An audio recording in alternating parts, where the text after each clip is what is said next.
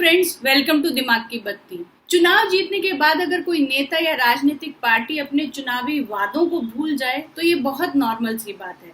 लेकिन चुनाव जीतने और सत्ता में आने के बाद अगर कोई पार्टी अपने मुख्य आधार को ही भूल जाए तो चिंता की बात है। आपने ये गाना तो सुना ही होगा कि हम पे ये किसने हरा रंग डाला, कुर्सी ने हमारी हमें मार डाला। आजकल महाराष्ट्र में कुछ ऐसे ही हालात हैं। जब से शिवसेना सत्ता में आई है उनका हिंदुत्व का रंग फीका पड़ता जा रहा है और शिवसेना के नेता सेक्युलरिज्म के गुण गाने लगे हैं। अजान में महाआरती का सुख भोगते शिवसेना के इस प्रदेश में अब 12th स्टैंडर्ड के एप्लीकेशन फॉर्म से हिंदू शब्द ही गायब हो गया है। अगर आप इस फॉर्म को ध्यान से देखें तो दरअसल इसमें धर्म नाम की कोई कैटेगरी है ही नहीं।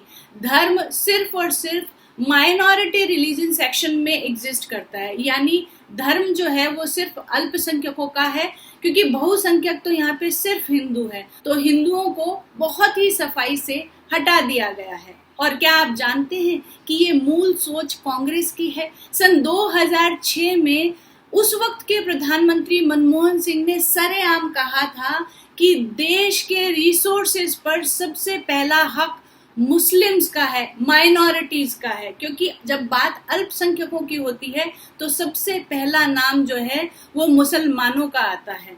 अब इस पूरे मुद्दे में दो चीजें सोचने की है कि आज के हालात में हमारे देश में अगर बहुसंख्यक होकर भी हमको अपने धर्म और संस्कृति को बचाने के लिए इतनी जबरदस्त लड़ाई लड़नी पड़ रही है तो कमी कहीं ना कहीं हम में ही है कि हम सब एक साथ नहीं हैं। दूसरी सोचने वाली बात यह है कि अगर किसी देश में जिस धर्म की पॉपुलेशन सेकंड लार्जेस्ट पॉपुलेशन हो वो धर्म अल्पसंख्यक कैसे हो सकता है?